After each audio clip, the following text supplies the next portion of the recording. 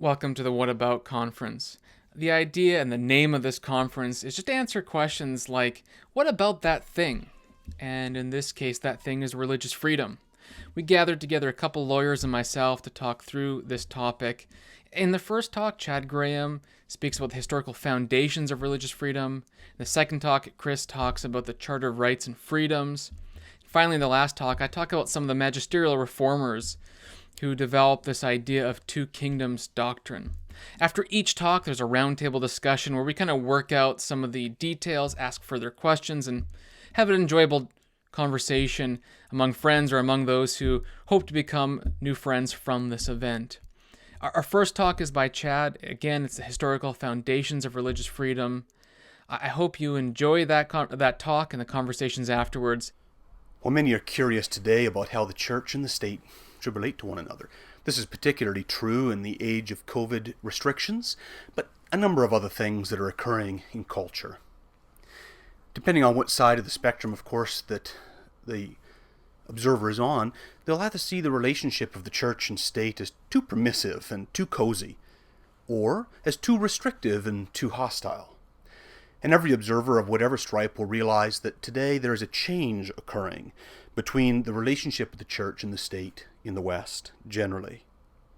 Now, I've been given the task first of considering what the sort of historic Christian position is in relationship to the church and the state, and then how then the church ought to relate, how Christians ought to relate to their government. Looking at the first part, what the relationship between church and state should be sets the foundation for how we ought to respond. And I think every fan of Sid Meier's Civilization will recognize with fondness the voice of Star Trek's Leonard Nimoy, marking one of the player's most significant changes and developments. When a pop-up comes up and you hear him say, "There are two cities formed by two loves. The first, the city of God. The second, the city of man." This comes from St. Augustine's City of God, and shows us that their relationship between church and state should be a relationship between two neighboring or distinct political systems. Robert Barr argues that in this work, Augustine left to Western culture one of its most influential pieces of literature, philosophy, and theology, and it was a timely piece. The early 5th century, you see, had just seen the old political certainties collapse. In AD 410, the Visigoths had sacked the Vandals had sacked Rome, and things were not looking good. Refugees had fled from Italy into Africa, and they had come to the Christian leader of Hippo, the city in which Roman generals were making their last stand to protect civilization. And there they asked Augustine, how could this thing be? Is this not a Christian empire? Why is God not on our side? And Augustine's reaction was a very radical explanation. I'll give you a few more segments of the quote here. "These are the two loves. The first is holy, the second is foul. The first is social, the second is selfish. The first consults the common welfare for the sake of a celestial society. The second grasps at a selfish control of social affairs for the sake of arrogant domination. The first is submissive to God, the second tries to rival God." In the end of the day, one is just and the other is unjust. And in the ancient world, to speak of two cities, to speak of cities in this way, was to speak of the political order. All politics were based around cities. You were either a citizen of the city of Athens or ultimately a citizen of the city of Rome. In fact, our word civics comes from the Latin word for city, civitas. What Augustine is trying to do in the City of God is to show us that all political systems in this world are transitory, temporal. The Roman people had thought of Rome as the eternal city, and they couldn't conceive of how the world could go forward without Rome. Where else would hope be found? Where would peace and stability be found? And Augustine says, no, it's not found in the temporal politics of the city of man. It is found in the permanent politics of the city of God. The Christian is not only a citizen of the nation they live in this world. All nations in this world are subparts of the city of man. But the city of God is coming and moving away the politics of the city of man. And as it is doing so, Christians are brought into the new political reality. And as they live in the cities of this world, which are still dominated by the city of man, Christians have a role and a duty. Their duty is to live out the values and realities of the city of God, to demonstrate to all people what their founder taught. To paraphrase Christianity's founder, Jesus Christ, Christian society was to be in the world, but not of the world. The Gospel of John, for example, records Jesus' description of his followers. "They are not of the world," he said, "just as I am not of the world." So the relationship between the church and the state can first be comparable to the relationship between two civic orders, two political neighbors. But those neighbors are placed together in a relationship and in such a way that the relationship becomes a relationship of an embassy in a foreign land. 3 centuries before Augustine wrote, another Roman citizen, learned in the ways of Rome, had adopted Christianity. And at that time, Christianity was not in the position it had been in Augustine's time. It was not a Christian empire, but an anti-Christian empire, an empire that was fairly hostile to Christianity. And the man that would become known as St. Paul wrote to Roman Christians living in a Roman colony, Philippi, in the midst of recently conquered Greek territory. The settlers there were surrounded by an ancient dominant Greek culture, and they were called upon by Rome to live in such a way that their behavior and habits and functions would show the Greeks that it was to their benefit to basically become Roman. This became a word picture for St. Paul to write to the Christians of the city, that our citizenship is in heaven. As such, he instructed the Philippians, behave as citizens worthy of the gospel, just as Rome called them to do in the Greek territories. In another letter to the community of Christians at Corinth, a prominent Greek city, Paul explained, look, we are ambassadors for Christ, God making his appeal through us. So an image of a Roman colony in this territory, or the image of an embassy, are both apropos for the early Christian community. They saw themselves as representatives of the King of Kings, the Lord of Lords, or as Paul would call him, the Lord of Glory. And so the relationship of church and state is a relationship of two political societies. And in this world, the relationship is that of an embassy from the city of God to the cities that are dominated by the city of man.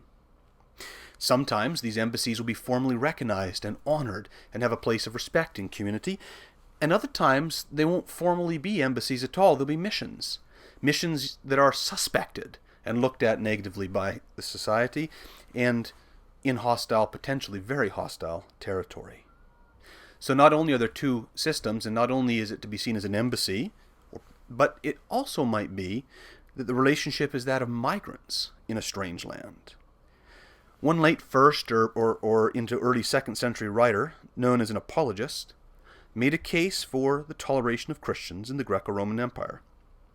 The writer described the aliens, the strangers, the migrants, or pilgrims who lived amongst the Greeks as strangers in a strange land. Here's just a few words from what he wrote. Christians are neither by country or language or custom distinguished from the rest of humanity, for they do not dwell somewhere in their own cities, nor do they use some strange language, nor do they practice a particular way of life.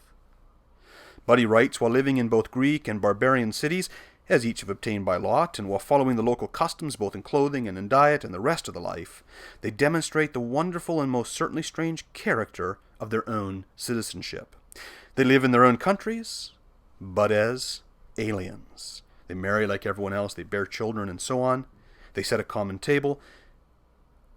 They happen to be in the flesh, but they do not live in the flesh. They spend time upon the earth, but they have citizenship in heaven. They obey all of the appointed laws, and in their own lives they actually surpass the laws of the land.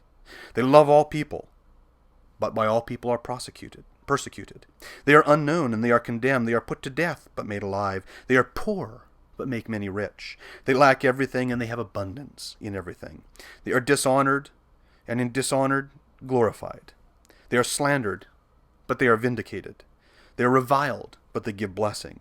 They are insulted, but they give honor. And when doing good, they are punished as evildoers.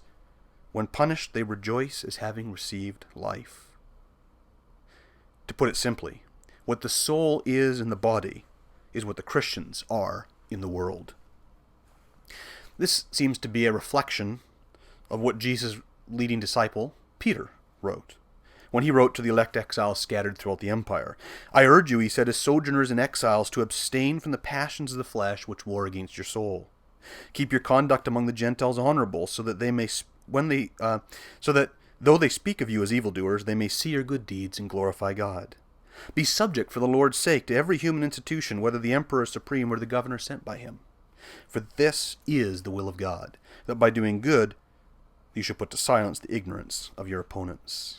Live as people who are free, he concludes, but not using your freedom as a cover-up for evil. But as servants of God, honor everyone. In sum, the church and the state are two separate but related civilizations. Sometimes the relationship is one of respected embassy, and other times a suspect mission. Second, the church should relate to the state in practical ways. Having understood the historic Christian understanding of the relationship between church and state, the church ought to relate to the state in practical ways that reflect this.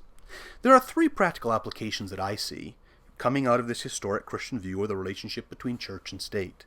First, Christians should not hitch themselves to any particular political party or solutions.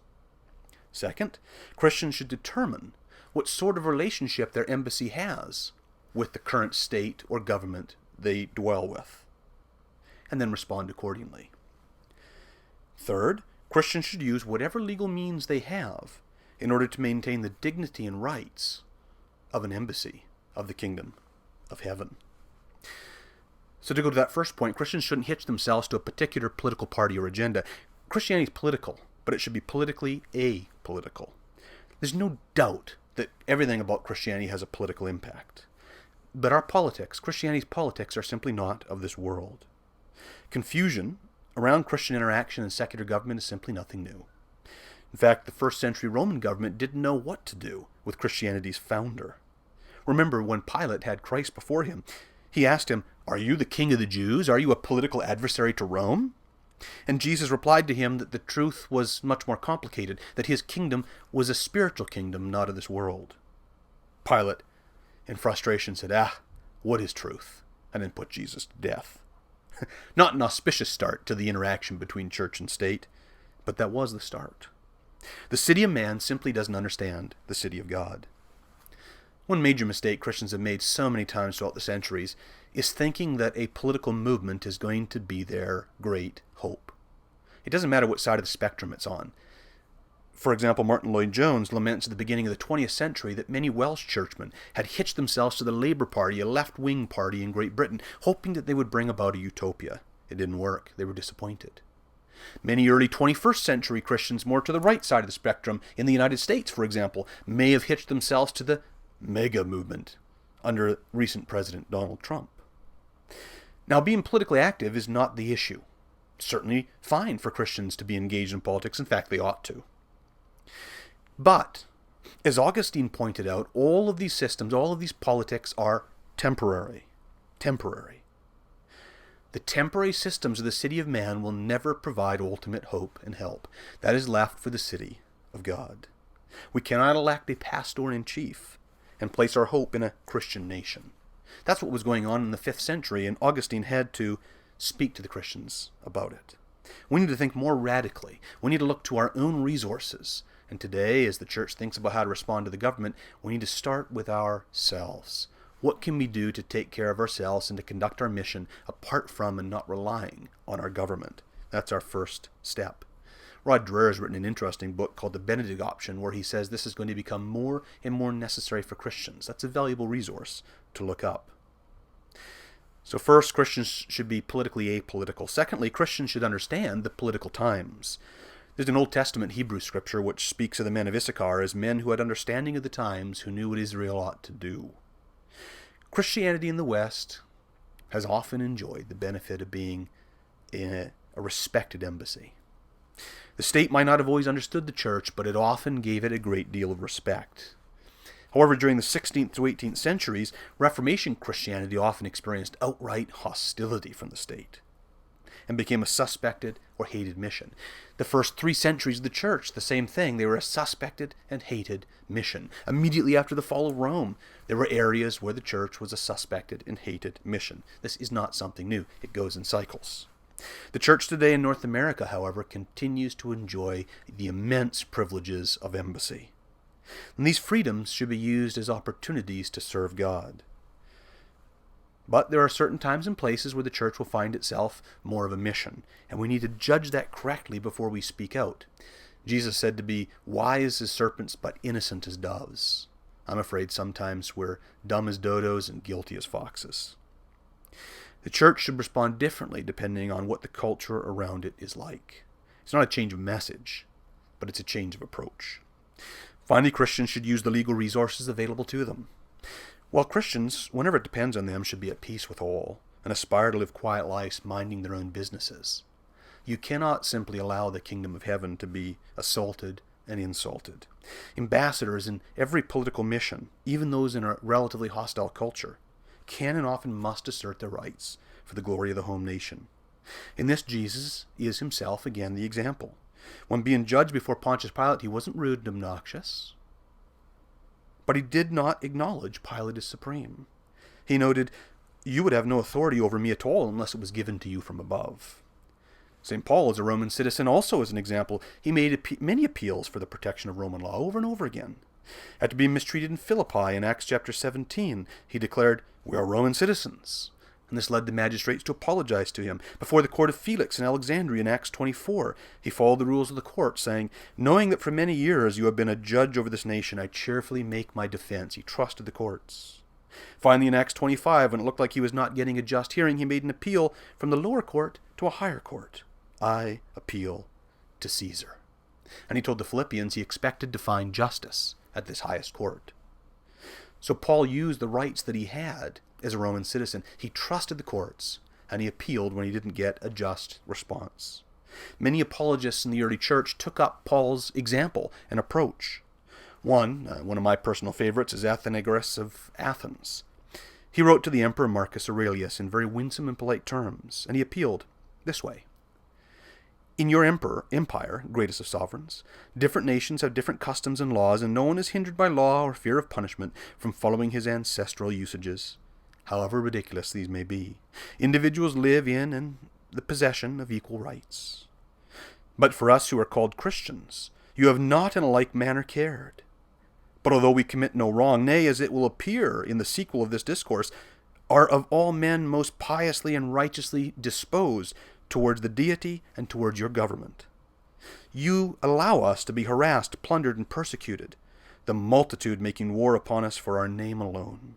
We venture, therefore, to lay a statement of our case before you." It's a civil rights case, an appeal for a minority to be protected from the majority. From these 3 principles, then, that Christianity is politically apolitical, that Christians should read the political society in which they are in correctly and respond differently, and Christians should use whatever legal means they have, I come to this conclusion. Christians should do everything in their power to appear winsome and good. That means in this day, going out of our way to follow regulations and expectations of the state, even when we don't like them. Christians should do everything in our power to witness to the gospel, even if sometimes that means having to violate unjust regulations and expectations of the state and society in which they live in. But they should do everything they can to win over the laws of that state for their protection, and appeal to those laws for the sake of the gospel. One key way we can do that today is by speaking to our governments. Those that have great concerns about regulations and shutdowns and lockdowns right now should reach out to their local chief ministers of health, their local member of parliament federally, provincially their local MLA or MPP or MNA, depending on what province you're living in, the local city and municipal authorities. Most of these people are very responsive to polite writing, much like Athenagoras of Athens did when he wrote out, "You're very just. Justice is done in this land, and we are making an appeal to have equal treatment, the same kind of treatment as everybody else." I think if we understand the historic Christian position that the church and the state are 2 different neighboring political systems, and that the church lives in the world as citizens of the kingdom of heaven amongst nations that are under the citizenship, the reputation of the city of man, the church should see itself as a mission or as an embassy that is there to win people over to heaven's way of life. In so doing, and reading that correctly, we can live in this world as politically apolitical in our local systems, as reading the way the direction is going correctly, and as winning over the laws and claiming our rights as ambassadors of the kingdom of heaven. And in this way, the church will have opportunities for the gospel and honor God and protect those who are most vulnerable among us. Thank you. So we're here to talk about the historical foundations for church and state relations. Now, Chad, you gave a little bit of a talk on this, and I'm curious if you could maybe give a little bit of a summary of the city of God and the city of man. And from there, we'll have a discussion about it because it's a fascinating topic deep in Christian history and in political thought. So go ahead. Yeah, so Augustine, the author, is one of the greatest thinkers in the ancient world. And basically, the circumstances they were in was a massive collapse of civilization and everything that everyone had understood. There was a barbarian invasion into Rome, and refugees had fled to Italy. And where the Roman generals were making the last stand for civilization, the people came to the spiritual leader and said, "Tell us, how can this be? If we're a Christian nation, how can this be?" And Augustine had to address that. So he basically just tells people that they're confused when they tie their sense of Christian community into the temporary political nations of this world and not into the eternal kingdom of God. That's the fundamental thing. And then he says there are two cities born of two loves, one the love of God, one the love of man, one the love of selfishness, one the love of justice, et cetera, et cetera, et cetera. And so he tells us to focus on the eternal, permanent, divine kingdom rather than the temporary, transient, fading kingdom. So then, okay, let me think about this kind of abstract. So we have these two kingdoms characterized by two sorts of love. But we're all Christians, right? So, or maybe we're not all, but we in particular are. So, what does that mean for us to be living in the city of man right now? Like, how can we live, love our neighbor, and yet Yeah. be characterized by not necessarily the love of man, right? What does that look like? Well, yeah, and I think that gets into Jesus' words that we're to be in the world, but not of the world. And I categorize it as being politically apolitical.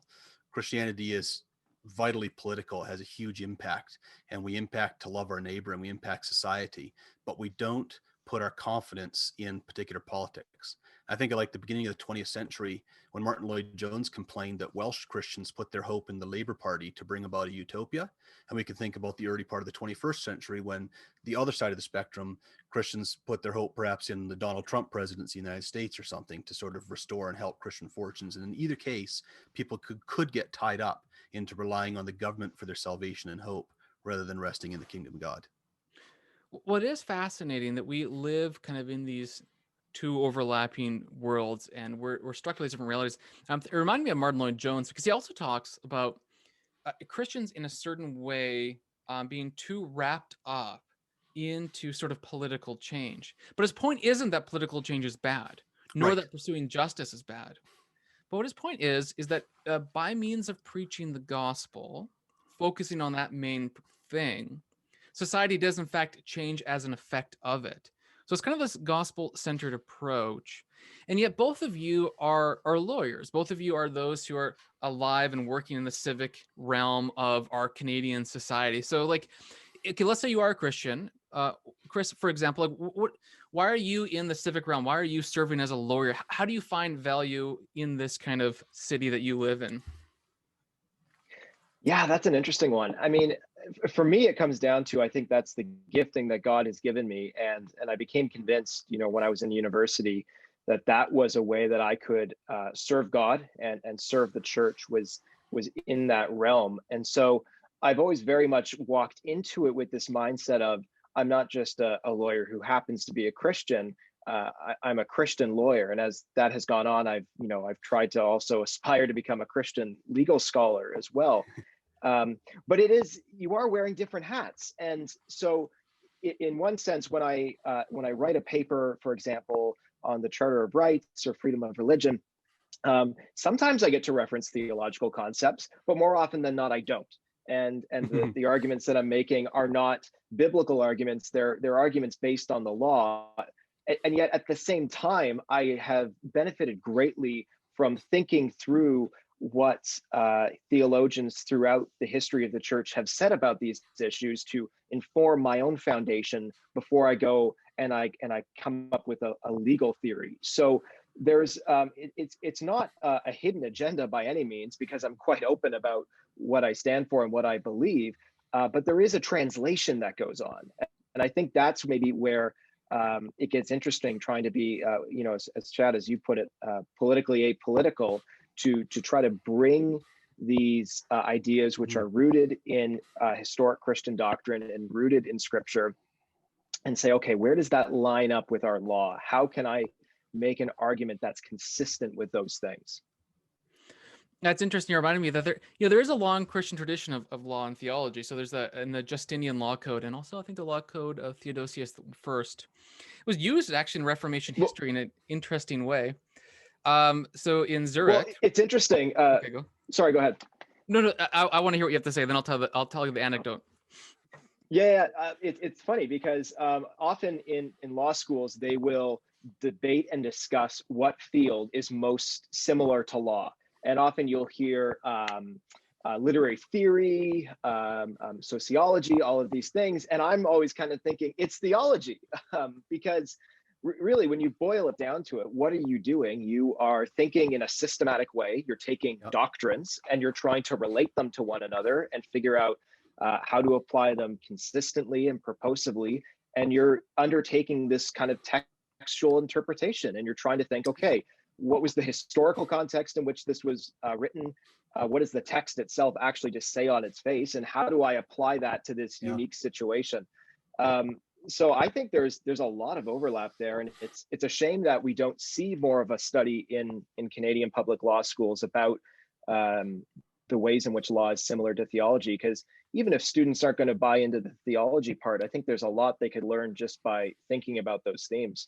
Yeah. Well, even in the nature of hermeneutics, I mean, you have to approach legal historical texts with a particular way within it. Luther went to law school, and I think you see in a lot of his discussions a mind that was attuned to the best legal hermeneutics of the day. Calvin was a constitutional law scholar and actually wrote work on clemency. I was trying to say how, so it's too many ons. A work on clemency. And sure, so he's a true positive examples. Yeah, and not my he's a true scholar one. of the law, and I think you also see again that comes out in the Reformation. But so I want to kind of go on. Sorry, I'll give a shameless plug here, and I think in the church in Canada, what we need is, it's interesting. I sometimes feel like I occupy these two worlds, right? And Chad, you probably feel that way sometimes too, where I've got my legal community and my Christian community, and then also I kind of got my Christian legal community in the middle. But one thing that I hope we can get to do more of, and I think if anything, the pandemic has highlighted the need for this, is to get Christian legal scholars to start conversing more with other Christian scholars in other fields. And, I am working on a project to that effect, and hopefully that will be announced sometime in the next few months. Great. Well, let me finish then asking one question. We've kind of already hinted at it, but when we talk about these two cities, you're not saying that if you're a Christian in this world, you should totally ignore this world. Both of you are legal professionals. There's good reason to put time and effort in making things better. So what does it really look like to be a migrant Christian in this world?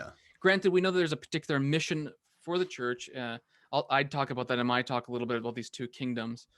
But there's also just a regular civic good that we should pursue. There's justice and goodness. So let's talk about that for a little bit. What does it look like? Chad, maybe give some insight into that question. So I actually framed it historically in two separate perspectives. One is an ambassadorial perspective that we see Paul bring out, and I think the illustration that he uses for the Philippian Christians makes sense of that. Philippi was a Roman colony city in a Greek territory, and its whole point was to win the Greeks over by showing how great it was to be Roman and to be this Roman institution in the midst there. So when he tells the Philippians, our citizenship is in heaven and live worthy as citizens of the gospel, he's telling them something they would implicitly understand. Just like we're Romans in a Greek territory, we're Christians in the city of man. And so sometimes there's an opportunity to speak with great confidence from an ambassadorial standpoint, God making his appeal through us. But the other times, there's also what we see, for example, Peter talking about that we're strangers and sojourners in a strange land. And I talked about the second century apologists, and particularly Athenagoras of Athens, who has to appeal to Marcus Aurelius to stop persecution of Christians. And he makes an appeal there. So on one side is sort of saying, hey, we're confident, we're partners in society with you, and we think what we're doing is going to make this world a better place. Just like Philippi thought it was improving Greece, the Christian church is improving Canada. So we can speak in ways that speak to the improvement of our state. Other times we're going to be that minority. And in those cases, I think then we got to say, hey, don't persecute us because we're actually good people. And that's what Athenagoras shows us. We're we don't dress differently than other people. We don't eat differently than other people, but we love, we care for our neighbors. We're good citizens, and we shouldn't be persecuted. Well, it reminds me a little bit of this anonymous letter to Diognetus in the second century. And that's what I was actually quoting accidentally there. Yeah, you were okay. Yeah. Well, the analogy though is that Christians are the soul to the body. The soul activates the body. So Christians, the church, activates the world. It gives life to the world, and we preserve goodness. We are the salt of the earth, and there's a real sense in which that's true. Well, thanks, guys. I think this is a good kind of introductory conversation to this topic. We're going to have more conversations, so let's close down there. So thanks for this chat, guys. Hi, I'm Kristopher Kinsinger. I'm a lawyer in Ontario and an LLM student at McGill University's Faculty of Law. What I want to do today is to give you an overview of how the Canadian Charter of Rights and Freedoms works, sort of a Charter Law 101. Most of us in Canada know what the Charter is. We learn about it growing up in school, and we often hear it discussed in the media, and yet the Charter has continued to be a source of confusion, not just for non-lawyers, but also for lawyers. And that's not surprising, because it's a complicated and very nuanced piece of constitutional legislation. So what I hope to do today is to maybe clear up some of the uncertainty and the confusion about what the Charter actually is and how it actually impacts our day-to-day lives. I'm going to start by situating the Charter within the scope of Canada's broader constitutional architecture, and to really define for you why it exists in the first place. From there, I'm going to go on and talk about who is subject to the Charter. In other words, what are the entities whose actions are constrained by the Charter's provisions? After that, I'm going to talk about a few of the rights and freedoms that are guaranteed by the Charter. I don't have time to go into each and every provision because there are several, but I'm going to focus in on three of the ones that I think are the most important. And finally, I'm going to talk about whether the Charter's protections can be limited or overridden, and crucially, what the difference is between limiting and infringing the Charter. So let's start by talking about the broader Constitution of Canada. Now, most of us know that the Constitution of Canada formally began in 1867 with the enactment of what we now call the Constitution Act, 1867, but which was originally known as the British North America Act. And that is indeed where the source of the constitutional text begins. But the preamble to the Constitution Act, and we're going to get into what a preamble is in a minute, but what the preamble says is that Canada shall have a constitution similar in principle to that of the United Kingdom. What some legal scholars have taken that to mean is that we can go back to constitutional history prior to Confederation and even back into British constitutional history to understand the Constitution better. That we can go back to as far as events and documents as Magna Carta to get a fuller appreciation for the rights and freedoms that are guaranteed by the Canadian Constitution. This does not mean that, for example, the Magna Carta is part of the constitutional text per se, but simply that it helps us understand the guarantees that are explicitly and implicitly contained in the Constitution better. Beyond that, the main thing that the 1867 Act does is set out a division of legislative powers. It assigns certain authority to the federal parliament, and it assigns other authority to the provinces. Let's fast forward a bit to 1982. By this point, the Canadian Constitution is still technically an act of the British Parliament, which meant that any time that Canada wanted to amend the Constitution, it had to go to the British Parliament and request an amendment. This was clearly not tenable for an independent, sovereign nation in the late 20th century. And so what the federal government did, led by Prime Minister Pierre Trudeau, was it began this process of patriation, of essentially making the Canadian Constitution an act of Canada, of Parliament and the legislatures. But what it also did is it enacted a new section of the Constitution called the Constitution Act 1982. And there are two important parts to this Constitution. The first is the Canadian Charter of Rights and Freedoms, which we're going to get into in just a moment. And the second is the guarantee and reaffirmation of numerous Aboriginal rights. The Charter, or rather the 1982 Constitution Act, did not create Aboriginal rights, but it did, again, reaffirm and cement many of these in a very important way. And we can see this as a very important moment in the history of the relations between the federal parliament and the provinces and Canada's First Nations. So let's go to the Charter now. We're going to start with the Charter's preamble, and I said that we would talk about what a preamble is.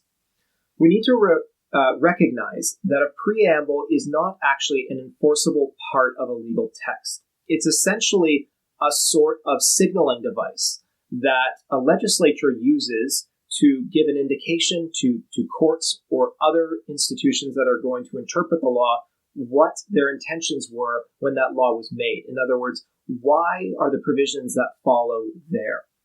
This is what the Charter's preamble says. Whereas Canada is founded upon principles that recognize the supremacy of God and the rule of law. Let's stop there. There's a lot to unpack. We're going to work backwards. The rule of law, what is that? There's been a lot that's written about the rule of law. We don't have time to go into all of its different facets and nuances, but I'm going to say there are three main things that we need to understand about the rule of law. First, it means that laws have to be coherent. They have to be understandable. They have to be inconsistent with one another. They need to be consistent with one another. That's what a constitution basically is. It's a supreme law with which all other laws must comply. Second, the rule of law means that laws must be publicly accessible. If we're going to follow the law, we have to know what the law is. And third and finally, it means that we are governed by laws, not the wills and the whims of individual rulers. And so within the context of the Charter and a constitution, this means that the state's authority is constrained and limited. And what the Charter does, and the rest of the Constitution, is it sets out how the state is to exercise its authority. It's been said to be both prescriptive, in that it's supposed to be a positive thing that the state uses to proactively ensure that it is acting in a manner that is consistent with the values that this nation was founded on, but it's also remedial. And where the Constitution is violated, individuals and litigants can go to the courts to seek various types of relief. There's another phrase that we see in the preamble of the Charter, and that's the supremacy of God. And that might surprise some of us to see that there, because a lot of us have been led to believe that Canada is a secular nation. And I don't think it's correct to say that Canada is a secular nation per se, but what we can recognize is that Canada is a nation founded on a principle of religious neutrality. What the Supreme Court of Canada has said that means is that the state is to neither favor nor disfavor any particular religion or belief. That would seem to be inconsistent here with this reference to the supremacy of God. But what some legal scholars have said is that the supremacy of God is actually a recognition of a sort of secular humility, to affirm that rights and freedoms do not begin with the Charter. Their source is not found in the Charter, it's found elsewhere. The Charter simply recognizes and affirms their existence. And we can actually see this in Section 26 of the Charter, which says that the guarantee in this Charter of certain rights and freedoms shall not be construed as denying the existence of any other rights or freedoms that exist in Canada. So one, this means that it's possible that other rights and freedoms may be guaranteed by other legislative provisions and instruments. So for example, we have human rights legislation in Canada and in the provinces that guarantee rights and freedoms that are not found in the Charter. But what I think Section 26 is also getting at is that rights and freedoms did not begin in 1982 with the Charter. This isn't really supposed to be a controversial argument. We can go back into constitutional history in Canada prior to the Charter's enactment, and we have whole bodies of case law that, for example, affirm the existence of freedom of religion or freedom of expression. And so what this again recognizes is that the Charter is important, but we can't look at it as the only source of our rights and our freedoms. Who does the Charter apply to? Section 32 of the Charter says this: the Charter applies, A, to the Parliament and Government of Canada in respect of all matters within the authority of Parliament, and B, to the legislature and government of each province in respect of all matters within the authority of the legislature of each province. That's a bit of a mouthful. What does that mean? It means two main things. First, it means that the Charter applies to all laws that are passed by the federal Parliament and the provincial legislatures. But second, it also means that it applies to any individuals or entities or bodies that receive their authority from the federal Parliament and the provincial legislatures. Canada is a very vast country, and it's impossible for Parliament and the legislatures to oversee everything. They can't do it all. So what they do is they delegate some of their authority to certain decision makers to pursue the policies that they have enacted. And sometimes they give them broad discretion to decide how to pursue those policies. This is an area of law we call administrative law, and it's closely tied to how we understand constitutional law.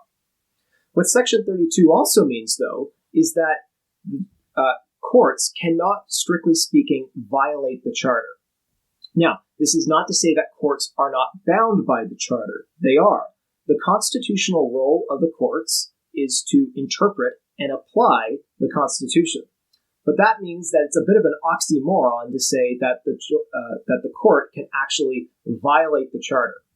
So the court needs to be very careful when it's looking at the Charter or the rest of the Constitution and determining how to apply it and how to interpret it. But it means that ultimately when its decision is made, we don't say that that decision can violate the Charter, even if we don't always agree with the decisions that the courts come to. So let's move on and let's look at three important rights and freedoms that are guaranteed by the Charter. The first are equality rights, which are guaranteed by Section 15. And this is what Section 15, subsection 1 says. Every individual is equal before and under the law and has the right to the equal protection and equal benefit of the law without discrimination, and in particular, without discrimination based on race, national or ethnic origin, color, religion, sex, age, or mental or physical disability. This is, again, a very long provision. It has a lot of words contained within it. What does it mean to say that everyone is entitled to the equal benefit and equal protection of the law without discrimination? What the Supreme Court has said is that this applies to discrimination that is both discriminatory in its object, that is to say it's intentional discrimination, and discrimination in its effects, which may be unintentional discrimination. That may rub some people the wrong way, but there ought to be examples of effects-based discrimination that we can all recognize. And I'll give you one brief example. Let's say that the federal Parliament was to amend the Elections Act such that federal elections were now always held on Sundays, and it did not provide any other opportunity to vote either in advance or by mail-in ballot. So people can only vote on Sundays. Now, the result of that would be that a lot of people who observe the Sabbath on the Sunday, including many Christians, would not be able to participate and vote in federal elections if their conscience was so bound that they did not feel that it was right for them to depart from their day of rest and go vote. Again, the purpose of that law would not be to prevent these individuals from voting, but that would in fact be the effect. And so we could make an argument there that the law is discriminatory in its effects. Another provision of the Charter that's important is Section 7, which guarantees the right to life, liberty, and security of the person. And this is what it says. Everyone has the right to life, liberty, and security of the person, and the right not to be deprived thereof, except in accordance with the principles of fundamental justice. I'm not going to say too much here. That last clause, except in accordance with the principles of fundamental justice, some scholars have interpreted as meaning that originally Section 7 was designed primarily to be used as a sort of legal right to constrain the state in matters where it's exercising its coercive authority. The Supreme Court has since held that it's actually much broader than that, and in some cases can even place positive obligations on the state where its actions might otherwise endanger life. We can reasonably disagree with whether we agree with that interpretation or not, but I do think there is some basis in which Christians can recognize that this ties back to the state's God-given authority, which we can trace back to the Noahic covenant, to not only avenge, but conversely, to protect life as well. Finally, we have the fundamental freedoms guaranteed by Section 2, and this is what Section 2 says. Everyone has the following fundamental freedoms. A, freedom of conscience and religion. B, freedom of thought, belief, opinion, and expression, including freedom of the press and other media of communication. C, freedom of peaceful assembly. And D, freedom of association. We have ample case law on some of these provisions, such as freedom of religion, freedom of expression, and freedom of association. But we also don't have a lot of case law on others. We have some case law, for example, on freedom of conscience and freedom of the press, but we have almost no case law from either the lower courts or the Supreme Court on freedom of thought, belief, and opinion, freedom of peaceful assembly, or even some of the other aspects of freedom of association that don't relate to labor rights. And one of the things that we see sometimes said in the mainstream press and even in Canadian case law is this idea that rights can be competing with one another. I don't agree with that characterization, that rights compete with one another. The Supreme Court has said that there is no hierarchy of rights. So what does that mean, though, when rights are in tension? And we can certainly say that rights can appear to be in tension with one another. I think it's the way that we need to look at these things is we need to ask ourselves, how do we interpret these rights and freedoms holistically? How do we interpret them in light of one another? And that means that certain rights and freedoms won't exactly be more important, but conceptually they will be more foundational. And I would say that Section 2 is one of those foundational guarantees, in the sense that you cannot have a meaningful guarantee of the right to life, liberty, and security of the person, or meaningful equality rights, unless you first have a meaningful guarantee of fundamental freedoms. This is to say that the fundamental freedoms are the necessary ingredients for a flourishing, free, and democratic society. But we all know that charter rights and freedoms are not limitless, and that there are numerous occasions in which they are in fact subject to limitations. We've seen this in numerous occasions throughout the pandemic.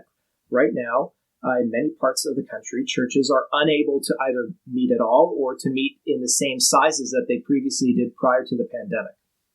Why is the government allowed to do this? The answer is found in Section 1 of the Charter, which says that the Canadian Charter of Rights and Freedoms guarantees the rights and freedoms set out in it subject only to such reasonable limits prescribed by law as can be demonstrably justified in a free and democratic society. So again, we see that idea there of being prescribed by law. Canada is a nation that is governed by law. But what does it mean for a limitation to be demonstrably justified? There are a number of questions that the courts will ask when answering that. We don't have time to go through all of them in detail. I'll highlight just a few. The first is that the state needs to be pursuing a pressing and substantial objective. That's usually pretty easy for the state to demonstrate, but sometimes there is some disagreement over whether a law's objective is in fact pressing and substantial. The second thing that we ask is whether that right or freedom is minimally impairing. In other words, is it possible for the state to achieve its pressing and substantial objective in a way that would restrict the charter protection in question to a lesser degree, right? So we're asking, for example, with pandemic restrictions on assemblies, we would ask, is it possible to have lower case counts without requiring private gatherings to cease or religious gatherings to cease? Is it possible that, for example, we can see partial gatherings allowed while still seeing these case numbers go down? And in fact, in many parts of the country, we have seen that, where there are partial limitations but not complete limitations. And finally, the last question that we ask is about proportionality. which is basically just asking, is the cost that is imposed on the rights claimants worth the benefit that is to be achieved? And again, going back to the pandemic example, what we might expect here is that even if the benefit to be achieved right now does outweigh the cost, as time goes on, if those policies work, then we should expect the balance to shift as the cost increases and the relative benefit decreases because case numbers continue to go down. And finally, there's one last peculiar provision in the Constitution I want to talk about, and that's overriding charter guarantees. Section 33 of the Charter says that Parliament or the legislature of a province may expressly declare in an act of Parliament or of the legislature, as the case may be, that the act or a provision thereof shall operate notwithstanding a provision included in Section 2 or Sections 7 to 15 of this Charter. So what that effectively does, it's a very peculiar provision in the Canadian Constitution that really doesn't have any analogous provision in other constitutions or international human rights law, is it allows the governments in Canada to effectively act as if the Charter were not there, to enact a law that would otherwise limit the Charter in a way that is not justified. And this is where we need to understand the difference between limitation and infringement. When we say that a Charter protection has been limited, it may not infringe the Charter because Section 1 allows for limitations that are justified. Where it's not justified, we would say that the limitation violates the Charter. So the Charter has been violated. Section 33 allows for these violations to take place in certain instances. And one area where you see this right now is with legislation in Quebec called Bill 21, an act respecting the laïcité of the state. And essentially what this bill does is it prohibits certain public employees from wearing religious symbols while on the job. Now, normally we would expect that such a bald and blatant limitation of religious freedom and the right to equality to be struck down as not justified. But the Quebec legislature, anticipating litigation, preemptively invoked Section 33 such that now the law may be able to survive. That's an open question. We'll see. The trial has taken place at the Quebec Superior Court, and most observers expect that eventually it will work its way up to the Supreme Court of Canada. So let's just briefly recap. We talked about how our rights and freedoms are subject to limitations, how those limitations may not actually result in a violation of the Charter. And this is the tension that we're feeling right now throughout the pandemic. We've talked about how complicated constitutional law is and how we would all do well to avoid oversimplifying these things and to not run from the nuance and difficulty that these questions pose. And I think what we can recognize ultimately is that as Christians, we are subject to these laws. Romans 13 tells us to submit to governing authorities. But we can also recognize that God is the ultimate source of our most important rights and freedoms because we are made in God's image. And we should take advantage of the legal rights and freedoms that we have. But we can look to the example of individuals in Scripture, such as Paul, that our rights and freedoms exist to edify others. And when we exercise them, they should be for the edification, not just of the church, but non-Christians as well, so that ultimately, as Christians, we might glorify God. Thank you. So we're here now to talk about a little bit about the Charter of the Canadian Charter of Rights and Freedoms. Chris had a talk about it. So can you briefly just kind of summarize your talk? And then I'm going to ask you a few questions about it because I'm curious as sort of a legal lay person. There's a lot of things I'm ignorant about, and I would be happy to learn from you.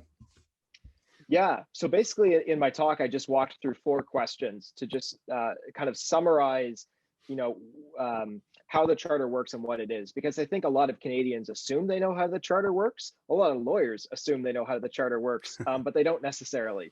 So just kind of as a start, what is the Charter? It's a part of our Constitution. It's part of the 1982 Constitution Act, which is the second main body of the Constitution. The first was the 1867 Constitution Act, also known as the British North America Act. And it lays out several rights and freedoms that are guaranteed to citizens of Canada, but also non-citizens who are within Canada as well.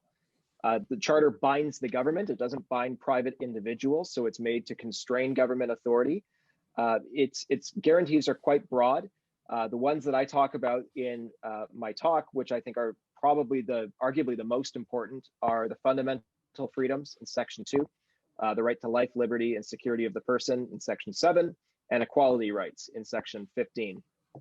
But what makes the Charter so unique is that it has these two provisions which you don't often see in other constitutions. So first, there's Section 1, which says that rights can be limited, subject to demonstrably justified limitations in a free and democratic society.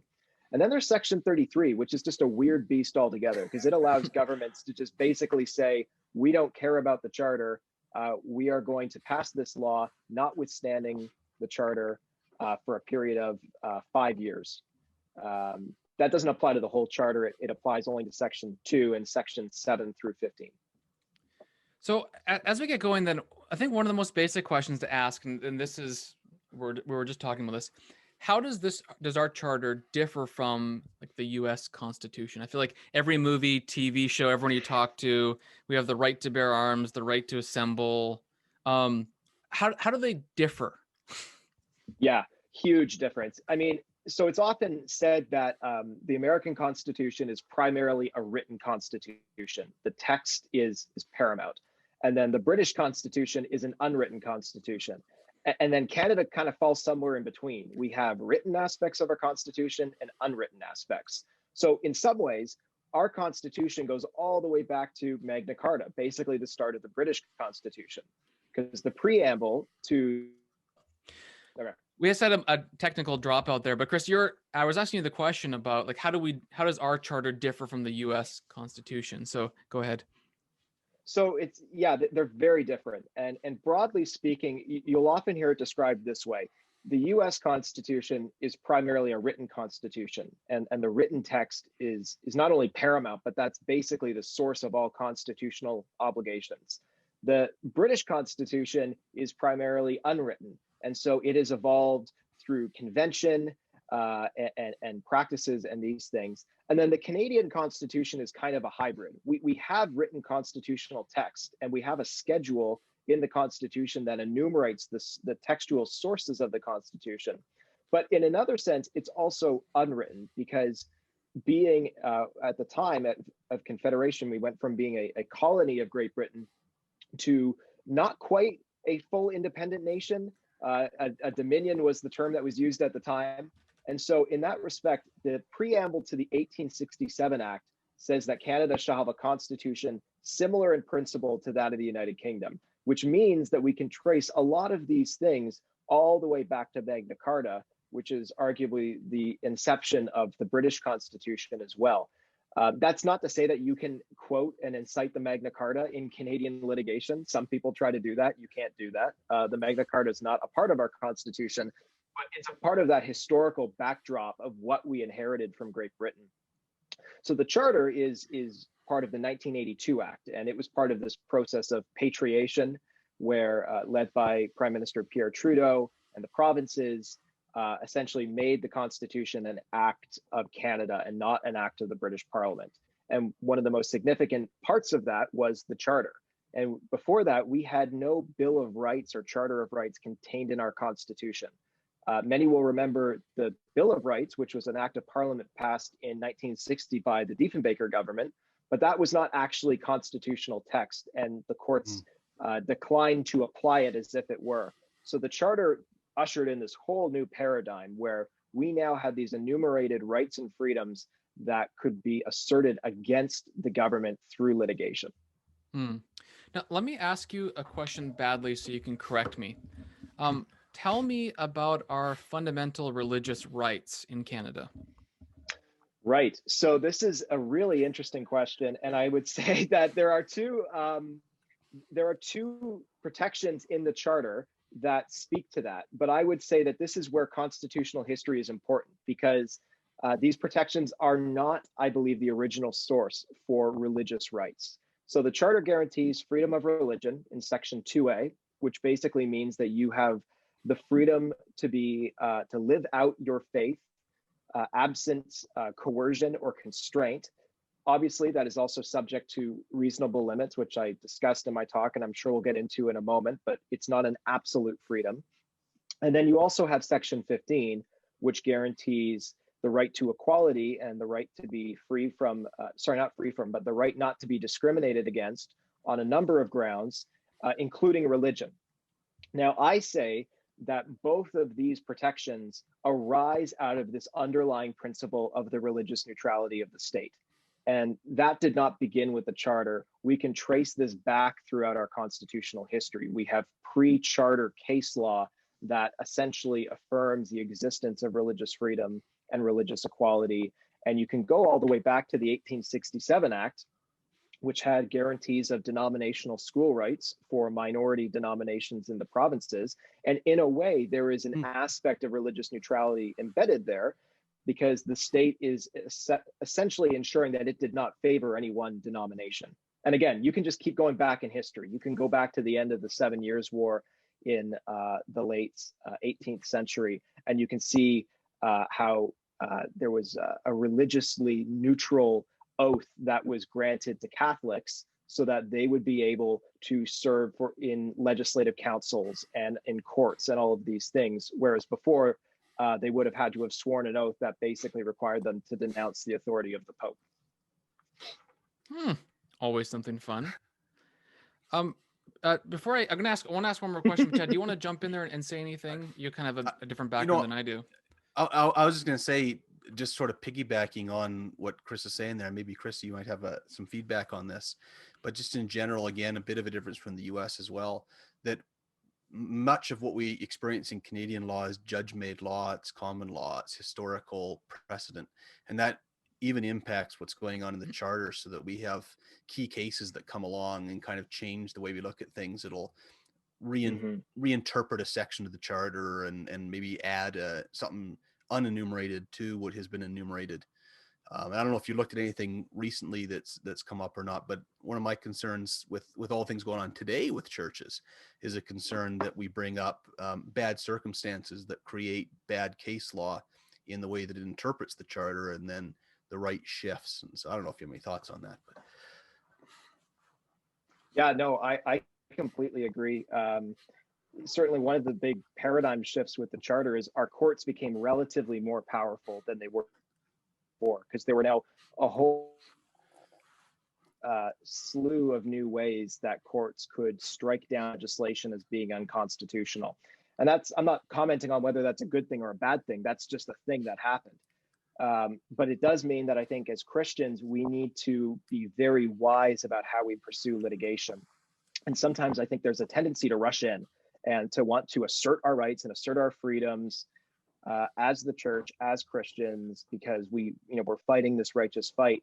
But if we go back to Scripture, when Paul asserted his rights as a Roman citizen, he did so very intentionally and with careful thought, and he did it to edify the church and to edify the broader culture.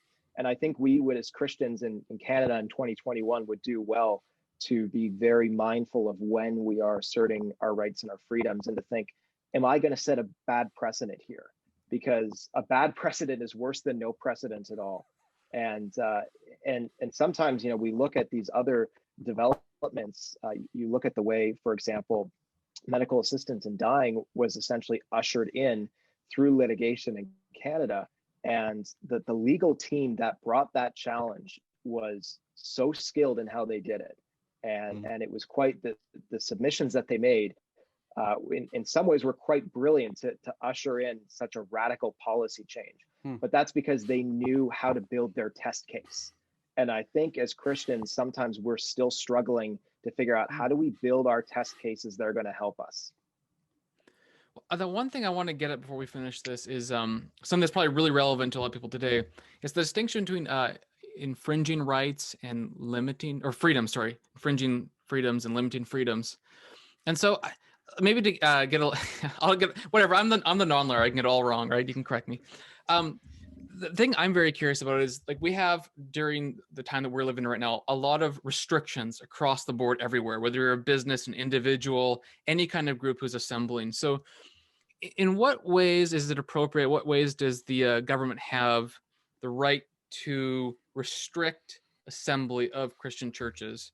And when does it get to the point where maybe there's an infringement made? And you guys can both answer. Yeah, absolutely. So I like that distinction, Mike. I think there is a distinction between rights and freedom. It's a technical one. Okay, so recording again. So Chris, you were before we had some difficulties, but you were talking about the distinction between infringement and limiting freedom. So go ahead. Yeah, I think you kind of picked up on a good distinction there as well, that there's a difference between a right and a freedom. And it's a technical one, and it's one that hasn't, that's only now being kind of teased out in legal scholarship. But essentially, freedom is very broad, and it's about the absence of coercion and constraint. And so when you assert a freedom, you're returning to a status quo where you're free to act or not act. A right is somewhat different. A right is when you are being put usually into a situation by some actor, usually the state, that is harmful or detrimental to you in some way. And so when you assert a right, you're stopping the state from doing something that harms you. But when you assert a freedom, you're trying to return to this position where you have this relative autonomy in terms of how you act. But that's the interesting thing about the Charter, going to your question about limitations, is that it has this mechanism, Section 1 of the Charter, that allows for limitations to be placed on rights and freedoms where doing so is demonstrably justified. So demonstrably means that it has to be on the basis of evidence. The government can't just be speculative and say that we're going to limit this right or freedom because we think, in our assessment, it's a good idea. They have to walk through a very specific series of questions using evidence to show why that is a justified limitation. But I talk about this in my talk as well. There's also this weird provision of the Charter called Section 33, which is quite unparalleled in other constitutions, which lets the government basically just declare that it's going to pass legislation, notwithstanding certain parts of the Charter, for a period of up to 5 years. And that 5-year period can be renewed. And again, in human rights law, this is a weird thing because the government doesn't have to give any kind of justification at all. It can just basically say, this is what we're doing. So I think we need to be alive to the difference between Section 1 and Section 33. Section 1 is, I think, actually a very good idea because it allows for case-by-case limitations to be made, and you don't come up with these kind of artificial internal restrictions on the right or freedom. Section 33, on the other hand, there may be some cases where its use is legitimate, but it will be few and far between, and I think we would do well to avoid its use. Yeah. Chad, you had an observation? Well, I was just going to say, and it just really flows from that in light of what's happening today. I wonder, because this will be the first opportunity, I think, since the Charter's been in, that we have an extended period nationally where we have all of these emergency measures acts that are engaged. This was previously done during wartime, of course, and that's how we were able to justify all kinds of things. But when an emergency measures act is in place, what it does is it temporarily suspends the order of society, with the purpose that if the temporary suspension isn't done, the actual order will collapse forever. So there's an invading army coming in. Temporarily, I can make everybody stay home in their houses and turn their lights off because we can't afford to lose the entire town to bombings. When a pandemic comes in, temporarily, I can take away all of your freedoms because if I don't, there won't be anyone to come out the other side. That's the kind of justifications that go into it. And I wonder, in light of the test for Section 1 and the justifiable infringements, how I think some of the stuff is going to be challenged heavily over the next couple of years. But I wonder, as churches, just as a more general thought, how much we think very, very carefully. Chris pointed out how well the MAID laws were introduced by very careful test cases and being very well thought out. And I wonder if there is opportunities now for some very careful and conscientious thinking about Christian freedoms, general freedoms, religious freedoms, but specifically for the church, to think through how it's going to respond now, because it might have a huge impact, as this is the first opportunity we have to really measure that. Well, there's a lot of fun things coming. And I'll just add a final thing to Chad. Like you said, Chad, there is litigation that has come out as a result of the pandemic. And I think it's fair to say we've seen some litigation that's more compelling and some that's less compelling. And I think churches that currently aren't engaging in litigation, and may not be engaging in civil disobedience, but may have concerns about the constitutionality of some of these orders, they need to really ask themselves, is this a time and a place where we can step up as litigants? Can we join together as co-parties and bring a joint charter challenge against this? And we can make that compelling case. And I think if they don't, then we're going to see some of the less compelling cases come forward, and that could be problematic and set negative precedents down the road. Yeah, that's good. Thanks for the discussion, guys. That was helpful. In 2020, the pandemic spread across the world, and it created a lot of questions for all of us, especially as Christians, when we think we're called to worship God, to assemble together, and yet our governments are asking all of us to be careful, stay 6 feet apart, reduce the amount of people who are in a room together. We've had to start asking some new questions that we're not used to asking. In particular, we had to figure out, how does the church and state relate to one another in maybe new ways that we haven't been used to, at least in recent history. So here, I want to kind of help answer that question, or at least tackle that question theologically, by looking back in time to the Protestant Reformation. There's actually a Protestant kind of political theology, if you want to call it that, called Two Kingdoms theology, or Two Kingdoms doctrine. And if we kind of look at this time in history, it's unique and special and helpful.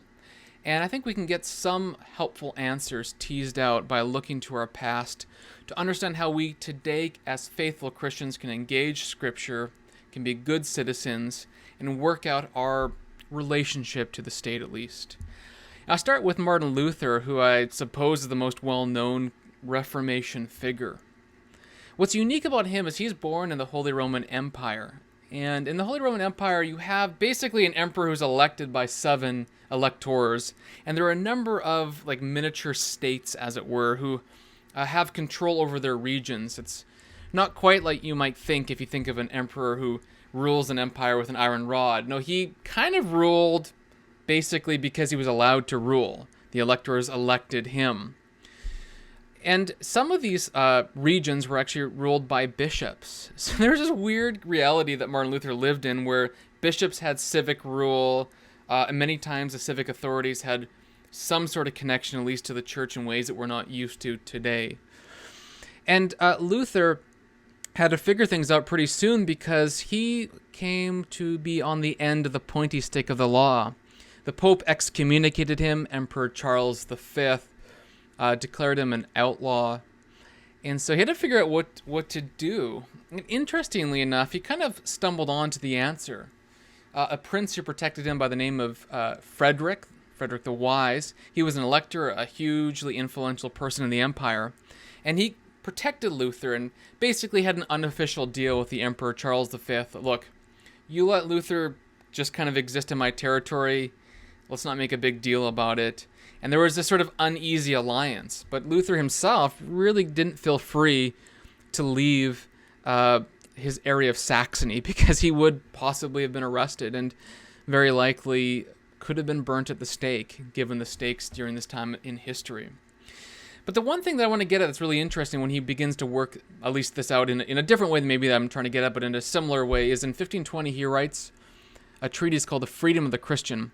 And while he doesn't work out this whole Two Kingdoms doctrine per se, he works out this Two Kingdoms doctrine from the point of view of a Christian. Like, how does a Christian relate to the spiritual reign of Christ and the temporal reign of the princes around you? And what he says in kind of a paradoxical way is that a Christian is a perfectly free lord of all, and yet he's also a servant of all. So he's perfectly free and a servant of all. The way he works this out is, look, you're perfectly free spiritually. You're justified in the Spirit. You have nothing that can be said against you in terms of salvation. Everything with reference to salvation is yours, absolutely and freely. But as you live this life in the world in which we live, everyone lives their life, you have obligations to love your neighbor, to do works that please God, to honor the emperor, and to do all these good things. And Christians should be perfectly able to do that. He probably, well, it almost seems like he's nearly word for word citing Augustine, who, for example, wrote, "Since as long as we are in this temporal life, we depend on its goods to support our living. We ought therefore to be subject in our bodies to the authorities responsible for what makes up this life, to the people who are generally recognized as managing human affairs. Then Augustine continues, with that part of ourselves with which we believe in God, so the soul and so on, and are called to the kingdom of God, however, we should not submit to any human being who tries to deprive us of the goods which God has chosen to bestow on us for attaining eternal life. In short, everyone lives in the world. We're all under the reign of God that is mediated some way through this kind of temporal reigns of princes and powers and so on. But there is a unique way in which Christ works among Christians. There is something unique about believing in your heart that Jesus rose from the dead that makes you set apart in a unique way, even though you're still obligated in this world to pay taxes to whom taxes are due, and so on. The Reformers all basically pick up on this distinction, although they kind of nuance it differently. They end up formulating something called, as I noted, two kingdoms theology, which describes how God reigns over the world and the church in overlapping yet distinct ways. So, for example, a key text is Romans 13, where Paul there describes rulers as those who preserve goodness and punish evil. They are appointed by God, Paul claims. Rulers have their domain of rule over all their subjects, whether Christian or not. And Paul says we all, in 13:5 of Romans, we all must be in subjection, not only to avoid God's wrath, but also for the sake of conscience. But because Christians have the Holy Spirit, of course, they obey these laws, but they also obey the law of Christ. They obey the laws of the land, but they also have an inner principle. The Holy Spirit indwells them. God, through the Spirit, guides our consciences, our worship. He gives to the church in particular, as Peter Vermeulen will say, the word and sacraments. The state doesn't have the word or sacraments. That's something for the church. We have the preaching of the gospel, the administration of the word through the sacraments as well. That is our proclamation and our kind of spiritual duty that we have. This rule, then, of God is not divided, but it is distinguished. Since we generally know how God works in his church, it might be important to say a few things about how God works through human government. So, human governments receive their authority from God. So, Paul says this in Romans 13, verse 1 in particular. As the apostle explains in verse 4, for he, the ruler, is God's servant for your good. But if you do wrong, be afraid, for the ruler, he, does not bear the sword in vain, for he is the servant of God, an avenger who carries out God's wrath on the wrongdoer. Note, the governor is God's servant for your good, according to Paul. The main point here is that God appoints magistrates or governors to administer justice for our benefit, for our good. Us being the whole world, but in particular the Roman church that Paul is writing as well. Here, scholar Bradford Littlejohn helps us to make sense of how the government might benefit Christians for our good, in their mission and not just administer the external matters of the world. So he writes, because Christ reigns over the kingdoms of this world as the one who is their Redeemer, sustaining the creation order precisely so that his redemptive work can be brought to completion within it. This shapes the mission of earthly rulers. Properly speaking, the rulers of the kingdoms of this world, mediating as they do the authority of Christ, are likewise responsible for sustaining the creation order for the sake of its redemption. Their task is not to try and achieve this redemption, but neither should they be wholly indifferent to it. Note, key on this the citation. The government does not achieve redemption. It's not even meant to attempt to do that. But the government provides the material context for the church's mission. They sustain peace and order in general. So it's not just pure anarchy and death and violence everywhere. They give the material conditions for the church to gather and worship together, to have at least a somewhat semblance of peace so they can travel on a road to another city, so they can meet at somebody's house for prayer and counsel, all this kind of stuff. So Littlejohn continues, their office is only coherent if it has a purpose or end, sustaining the creation order. And this end is only coherent if it is itself directed toward a final end, the consummation of this order. Now, this doesn't mean that rulers know that they're actually working for God, that God has appointed them, that their authority is from him. But whenever a ruler is working to make a city better by fixing up roads or by judging rightly some sort of case, they are unintentionally doing good. They're doing God's will, whether they know it or not. It would be better if they knew this, and therefore a Christian magistrate will often be a better magistrate than a non-Christian magistrate in terms of knowing the particular end for which they are serving in government. But nevertheless, they do contribute to the church's mission by creating the material conditions for worship for the church's mission to happen, namely peace and order. Of course, people fail all the time, and so even though the government has a good purpose, every human government mixes good and evil, success and failure together in its efforts. And at times it will descend into something we might call measurably bad or unsuccessful. Like, have you ever been thinking, oh, my government is unsuccessful, or my government has corruption? If so, this is the entire history of governments. There's never been a perfect one. So what do we do then when there's a bad government? If God reigns over the whole world, and he reigns through the creation order by means of magistrate, princes, rulers, there's no authority except for what God has ordained, and then particularly he reigns in the church, the word and sacraments, and through the hearts and consciences of individuals. What does this mean then if there are unjust governments, and there are everywhere? There's no such thing as a perfectly just government anyways. Well, it's important to realize when Paul wrote Romans 13, the emperor was likely Nero. And as Peter Vermeulen notes, the Roman Empire itself gained its imperial borders through violence, through wars, through gaining territory. So they were an empire who rules by force. And Nero himself was known to be unethical, at least he became known to be so. So Paul gets that governments are not perfect. I mean, the Roman government killed Jesus. I don't think under Pilate anyway. I don't think Paul had any doubt that there could be injustice. The just was crucified by, in part at least, the allowance of an unjust ruling by Pilate. But he'll still note in Romans 13, there is no authority except from God. And a ruler is God's servant for your good in Romans 13:4. So Paul, not being ignorant of the obviously unethical aspects of the empire, the obvious failures of individuals in the empire, can still say that God ordains authority and that we need to submit to this authority, and that this authority is in fact good, and that this is what God has appointed. How can he say that? How can we rightly balance the idea that unjust authority clearly exists at all times, everywhere, in all governments, and yet God appoints this government itself? Well, there's a lot to this. One thing I could say, and just for sake of time, I'm not going to explore it here, and I didn't really develop it actually, is that the actual power to judge right and wrong is what God appoints.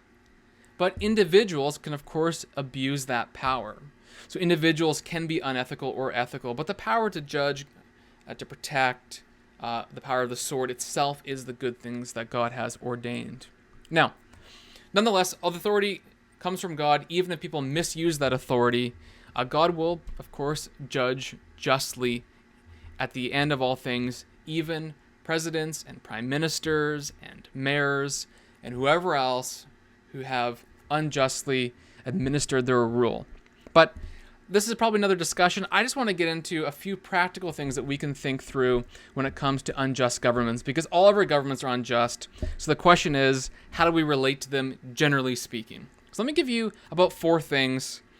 It's a short talk, and maybe in the discussion we can tease this out further, especially the idea of God appointing these authorities and how these authorities can be unjust. Okay, first, the Reformers emphasize that even an unjust ruler deserves reverence due to the office, even if the person is immoral. And the alternative is anarchy and rebellion, something universally condemned in all but the most extreme circumstances. Every government does wrong, and we lament that and hold our leaders accountable. But we have to accept that evil mixes with good governance in this age before Christ returns. Second, I think it's useful to note that we can distinguish between active and passive action. So, if the government requires you to murder someone, you don't do it. We submit to the punishment for disobedience, or we flee, or whatever, but we don't murder. If the government uses your tax money, however, for something unjust, well, then you vote for a change. You're right leaders. You lobby in every legal way to change it. As Paul says in Romans 13:7, you still need to pay your tax, even if you disagree with what the government does with it. This is kind of a passive thing. You are not approving what they do, but you're not directly committing the unjust actions yourself. You are paying honor to where honor is due, and they'll be held accountable for it. You as a citizen do whatever you can to prevent injustice through every legal means possible, however. Third, and most important to our current need, is that we use the teaching of the lesser magistrate, which is developed in some detail during the Reformation, and afterward, I suppose, but in the Reformation in particular is what I'm talking about. This teaching affirms that every authority, while it's ordained by God, is still an authority and can keep other authorities accountable. So a lesser magistrate like a mayor can hold a premier accountable, or even a greater magistrate like the premier can hold a mayor accountable. The idea is that we have all sorts of people in leadership, and we can back them, just like Luther was protected by an elector, Prince Frederick, or Elector Frederick is the right title, I suppose, against Charles V, the Holy Roman Empire's emperor, who was calling Luther an outlaw. Luther was able to use protection from a legal, authoritative prince. Therefore, we can, say, use a premier to keep our prime minister accountable in Canada, or our prime minister can keep a premier accountable. It's a teaching about the lesser magistrate, but you could also say the lesser and greater magistrate, whoever it is. And the idea is that we use every legal means possible to resist something unjust through using appointed authorities, because God has appointed them. And what we do is try to encourage authorities to use this appointment well and wisely and justly, and to even hold each other accountable. And that's how we as good citizens work within this world system that will never be perfect, but will still be what we have. And fourth and lastly, if the government tells you what you can and cannot preach, you can only preach Romans 2, but not Romans 3, say. If they try to tell you what sacraments you can and cannot use, because the word is attached to the sacraments, it's still a proclamation of the gospel, or they try to force you to deny your conscience, like in your conscience, if you believe that Christ is Lord, and they say, you must deny in your conscience Christ is Lord, you have the duty to resist. That is something outside of the realm of ability for the government to control, because those are things that are actually part of the spiritual justification, the spiritual kingdom of God. Word and sacrament, the gospel essentially, that conscience that believes strongly in the assent of faith in that gospel, the magistrate can't touch. If they attempt to, if they say you need to swear that Caesar is the only Lord in your life, that would be to deny your conscience and to deny that spiritual reality. You can't do that. It, of course, implies an outward disobedience in this case. However, you'd have no legal grounds in the Reformed way of thinking for violent resistance. The only violent resistance you can do would be, I guess, in a just war scenario, or if you had a prince who was just and another prince who was unjust, you could perhaps serve in the military in this way. Now, that's a kind of another question and a lot of things to work out in terms of just war. I kind of want to leave that to the side, but perhaps we could always discuss that at a different time. But at the end of the day, your faith, your justification is secure with the Lord of Lords. Even if a local lord wants to impede your faith, he simply cannot. Obviously, a lot more could be said, but here is a very brief kind of overview of two kingdoms doctrine, two kingdoms political theology, if you want to call that political theology. It is something founded in the Christian tradition. It is rooted in Scripture and is worked out in the early reformers. We're here to talk about two kingdoms teaching, the idea of kind of a Protestant political theology. So I just kind of I give an overview in my talk, basically, of Martin Luther, his circumstances, a little bit about this idea that we are, justified in spirit, but we live our life in the body. We are servants of all people, because we live this life. We are accountable to love our neighbor. We're accountable to do good works to please God. We're accountable to obey and serve the city in which we find ourselves. But there's also a real sense in which the magistrate or civic government is ordained by God. It's authorized by God. And in a real way, the authorities create the material circumstances for the church to thrive in its mission. The government does not accomplish the mission of redemption, but the government provides peace and order so that the church can exist and meet and proclaim word and sacrament and so accomplish his mission here on earth on the way to our heavenly home. And then I kind of ended by just talking about some things about like, okay, so every government's unjust in all time unless you're ruled directly by Christ. It's just on a scale of injustice, right? So what does that actually mean? I don't really know if I love the question. What do you do with an unjust government? Because they're all unjust to some degree, right? Mm-hmm. We're all humans. We're all sinful. So I kind of talk a little bit about that at the end where I say, look, one of the best strategies we have is one that is kind of rooted, I think, both in scriptural precedent, but also in Reformed Protestant theology. It's the doctrine or teaching of the lesser magistrate. So I know, Chad, you're kind of saying that you had maybe a question you could ask, or maybe you can start out by asking me or dropping a discussion point in. That really flows out too from what I had said earlier in my talk with Augustine's view of the two cities. So we have the city of man, which is characterized by all this injustice and things going on, but it's temporary, and the city of God that's permanent, and the church is interacting there. But as Christians interact, and as you kind of said, there's opportunities to be positively interacting and everything, and that develops that. So if we think about from what the reformers did, they were in a situation where they were in the minority, and they had powerful governments that I guess in their view would have been being ruled by the principles of the city of man. How did they interact with those governments? Well, yeah, it's an interesting question. It's different everywhere. So if you lived in Switzerland, you actually basically had semi-democratic city-states.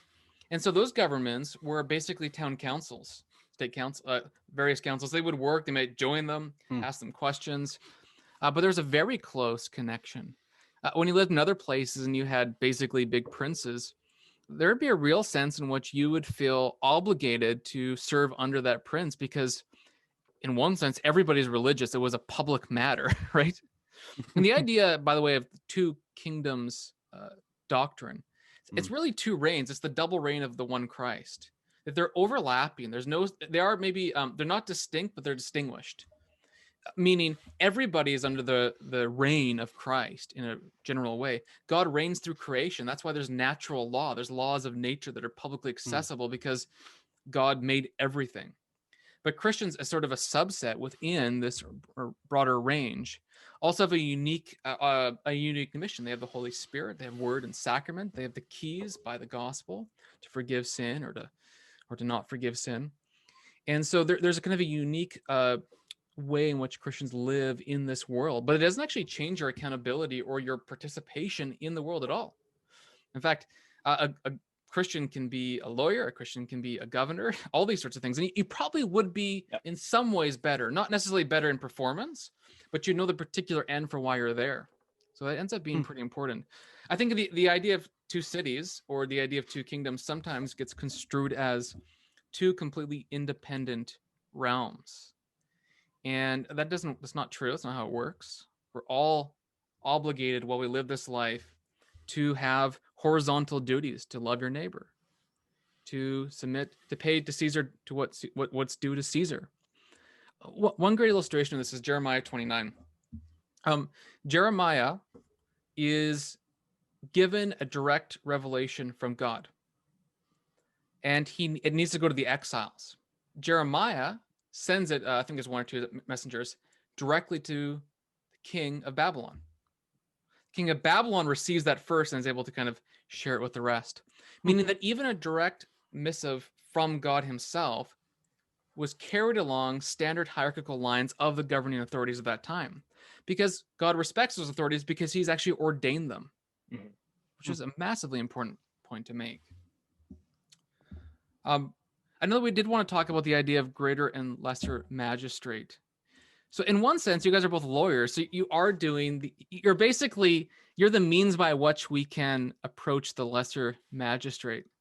So I might briefly define it, then I'll let you guys maybe jump in and get some observations about this. But in Reformed thought, the idea is, look, as an individual, you don't have the right really to go around being violent, starting an insurrection. You don't have the right just to do whatever you want because all authority has been ordained by God and you should submit to authority and all those kinds of things. But that doesn't mean that you're a doormat, right? There are proper and right ways to resist authority. And there's greater and lesser magistrates. So a lesser magistrate is like a mayor or a city councilor who you approach and you say, this road is bad. make sure it gets fixed. Or you can say there needs to be a highway in town. Go to the mayor, go to the city council, get it to happen. So it is appealing from a lesser magistrate to a greater magistrate. Or the opposite's true. You can have a city councilor who's not doing a good job, and you go to the mayor and say, "Look, mayor, go to this lesser. Like you're obligated to do right. You got to work on this." So one of the things is that the actual Protestant resistance theory is a way to respect these authorities because God's given them to these people. But it doesn't say that every individual is perfect. They sin, right? Or make mistakes. They're inefficient. How many people would say that our government has inefficiencies, right? Like we all kind of know this. No, there's none at all. We're perfect. There's anyways. But the point is, you are meant to hold them. If whatever kind of government you have, you can hold them accountable. It's totally right to. So in given two illustrations of that, does this make sense? Wilberforce in the United Kingdom, and ultimately through all of the British Commonwealth, campaigned for whatever it was 50 years to get rid of slavery, and he did it by working the mechanisms of Parliament year in, year out, gaining allegiances and alliances, and finally seeing a just law passed that affected everybody. And in 1776, the Americans had a riot and dumped tea into the ocean and started shooting people, which would be a different approach. And those I know that will make people insensitive, but it's totally, those are very different approaches. But the Americans would have said that they were doing that based on the local people who lived in the United States. I don't know who their particular people were, the Continental Congress and its representatives, or whoever they put their trust in for that point.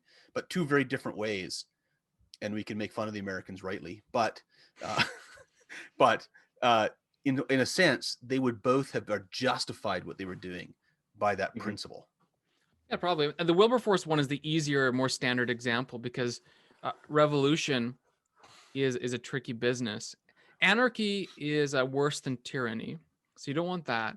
But revolution's a bit of a different beast. Interesting with the American Revolution, I don't know enough details about this, but they did actually have a Congress. They had an articulated way of doing things. So it probably does fall under the big picture idea of lesser magistrate representing an ordered revolution against a greater magistrate that is still working within the power structures that be.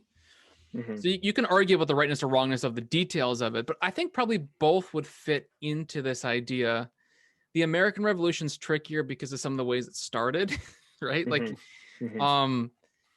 And maybe it's a bit of an improper start, and that's why there's some ongoing problems. But anyways, as a Canadian, I don't want to necessarily dive my feet too deeply into American politics. But it's also a great example of another topic that I know we wanted to touch is like, what do you do with an unjust government? So maybe I'll throw this out to you guys. We're in Canada right now, and there are all sorts of restrictions. Some of them don't seem to be demonstrably justified. So British Columbia is maybe a great example. It's not clear. So businesses can open, but churches apparently can't. They can stream, but they can't open, right? So where's the justification that's demonstrated there? So elsewhere, it seems more obvious. It's more, at least broadly administered. So in Ontario, for example, we just came out of a recent lockdown, but pretty much everywhere had the same rules. And actually the opposite is true in Ontario. For the most part, churches have had greater freedoms of gathering than anyone else. We've been privileged here beyond businesses. So it's a bit different in BC. So let me ask this, is this unjust? And if it is, what do you think about this as like a legal point of view, and maybe from the point of view of faith as well? I'll start if that's okay, Chad. Yeah, I think you're right, Wyatt, that it varies from region to region, and not just in terms of the rules, but I think also in terms of the risks that each region are facing, because some regions have lower case counts, some have higher, some have more of a presence of these new contagious variants and all of these things. And so, this is the tricky thing about reasonable limits, is it does require the court to sometimes kind of look at evidence that may fall outside of the individual judge's expertise. And so that's going to be really tricky here, because we're going to be presenting epidemiological evidence, and all judges are lawyers, and very few of them are going to have a background in epidemiology. So there will be some very serious balancing that goes on. But I think the key at the end of the day is that there is going to be a value balancing. And the question is, we are taking risks. Which risks are we willing to take? And the arguments that I think Christians should be making is basically saying, remember that in terms of value, our Constitution values religion as a public good. That's not us saying that. That's the Charter, because the Charter guarantees religious freedom and religious equality. But litigation isn't the only way to do this. I like the way you talked about the lesser magistrate, Wyatt, that you can go to the lesser magistrate, or you can even go over the head of the lesser magistrate. And so in some ways, litigation is going over the head of Parliament, because you're appealing to the Constitution, which is the supreme law of the land, and the courts are going to be the one to interpret that. So sometimes litigation makes sense. Sometimes advocacy makes sense by writing to your MLA or your MPP and hoping to try to effectively lobby the government that way to have your voice heard in Parliament. And that's why we have representatives. They are, they don't work for their party. They don't work for the government. It's actually, unless they're in cabinet, it's incorrect to say they are part of the government, even if they're in the government caucus, because they work for you. They are your representative. So if you have a concern, you can go to them and they hopefully will listen. And even if they don't agree, they will at least be made aware of your concerns. I want to add to that, because it's very useful to say they represent us. And I think virtually everyone I've talked to who has spoken with layers of administration, wherever that is on the line, has had in terms of churches, has had a great experience. People have been able to talk to you, responded well, gave clear answers, have been able to hear our complaints, hear our worries. In fact, I would say almost universally, I mean, government, or I know it's not technically government, but the broad term, government is just people who are elected for our sake. And I just fear that maybe we put ourselves in an adversarial role towards these individuals by, instead of actually appealing to them directly, calling them, conversing with them, working with them, we put ourselves in the role of calling them to do what they must, rather than actually working through the authority and the hierarchical means that God has ordained, at least in our country at this time. Here's another one. Public health units. Public health units, at least in Ontario, have a very broad authority. And technically, they can pretty much order whatever they want if it has a connection to public health. So a lot of these health units could, in the negative sense, decide to lock down churches even if the province isn't doing so.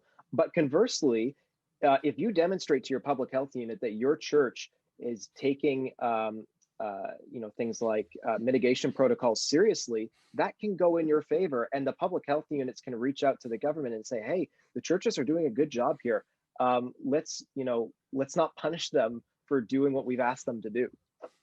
Yeah, that's a good point. We've had, I can really only speak for the Alberta context, but we've had excellent responses that way. I'm part of kind of a town hall group that meets with the Premier and the Chief Medical Officer of Health on occasion. And each of those have been excellent opportunities to ask questions, and they've responded. I remember a few months back, we specifically asked them, because they had no food service. So they said, you can't do any food, you can't have any potlucks, you can't give out any food during your services. And so we said, what about communion? And they said, well, let us come back to you on that. So they went, and a couple weeks later, they came back and put out guidelines for how to safely do communion. And they told us, they said, look, our whole thing is we want to help make you able to go ahead and do the valuable things you're doing in the best possible way. And so they've responded every time. And it's quite interesting to think about that. That's helpful. And I just think from everything that I've heard, this is kind of how it works. Not that everyone will necessarily agree with you, do whatever you want. Except in BC, apparently. Except in BC, yeah. So there's exceptions to the rule. I mean, that's a huge point to note. No, if you talk to people, they tend to work with you. And I just think that we need to use these particular authorities in the way that they're structured, because God's allowed it to be this way and has given us pretty clear instructions on how we ought to work within them. Now, before we finish, I know, Chris, you had a kind of a question or a concern about spiritual and temporal authority. Can you kind of tease that out, what that question was or what that concern was? Yeah. Well, and this is something that I've been wrestling through lately, thinking about the nature of the two kingdoms and the nature in which the state exercises temporal authority, but As I understand it, we know that reformers such as Luther also placed the church in part within that temporal sphere. There is an element of what the church does that has a temporal aspect to it. So a few things that come to my mind, that would seem to me to not just be um, a limiting of what the state can do by saying to the state, hey, you belong to this temporal sphere. By saying that the church belongs to that same temporal sphere, we're acknowledging that there is a public aspect of faith.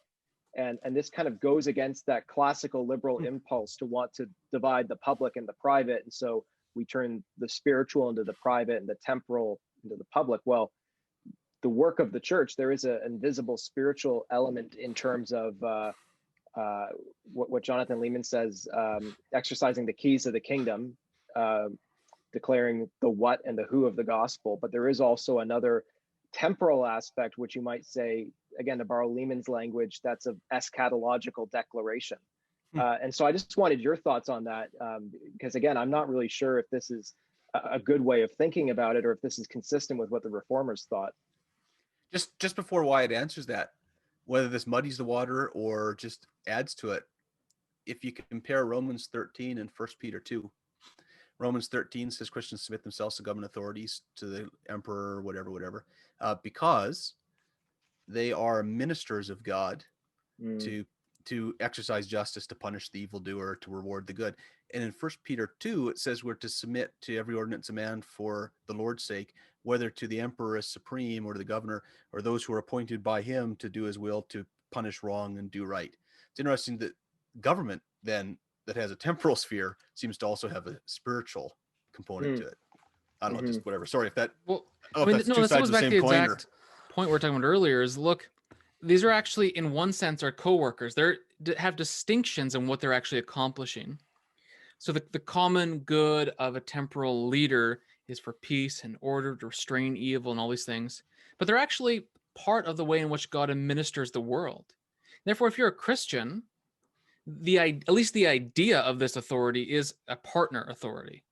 Now, individuals, of course, can persecute Christians and can be all over the place. So that doesn't always work out. That's how it ought to be. I mean, this is the ideal, how it ought to be, right? I'm not saying that it always is. Yeah, I mean, the reformers were pretty okay with an overlap in certain ways. But there were some pretty key distinctions. So I'm just looking at Peter Vermigli here, who's one of the key reformers in the early to mid 16th century, from Italy and the mainland, also in the English Reformation as well. And he makes the point here that, however, it does not follow from this that they are themselves not subject to political power with respect, this is the church, to physical existence, possessions, lands, houses, and general ethical behavior. Indeed, even with regard to the function of the ecclesiastical office itself, they ought to be subject to a pious and religious magistrate. We do not suppose that the word of God or the sacraments should be subject to human laws. So that's the distinction, the word of God and sacraments. They're not subject to human laws. Now, I'll note on that because I want to explain what that means in a second. Nevertheless, the office of magistrate is either to punish or to remove ministers if they behave themselves badly in the execution of their office, if they corrupt the truth, or if they minister the sacraments falsely. He goes on to talk about that. Here's the overlap too as well. For just as a king, however great he may be in excellence and dignity, ought for all that to obey the word of God pronounced by the ministers of the church, so also an ecclesiastic, though he be placed in a distinguished office, is not exempt from obedience and subjection to the magistrate. So there's an overlap. But in short, the thing that that human law can't touch is word and sacrament. And if you're a Reformed, sacraments of baptism and Lord's Supper, those are always the communication of the word. That's how they get redefined in the Reformation. So baptism is the word. The Lord's Supper is the word communicated. In this case, it's Christ communicated. The preaching the word is Christ, the word communicated. So what they're saying is, and it's in agreement with Luther, that the particular realm of responsibility that the church has is word and sacrament. That is communicating Christ.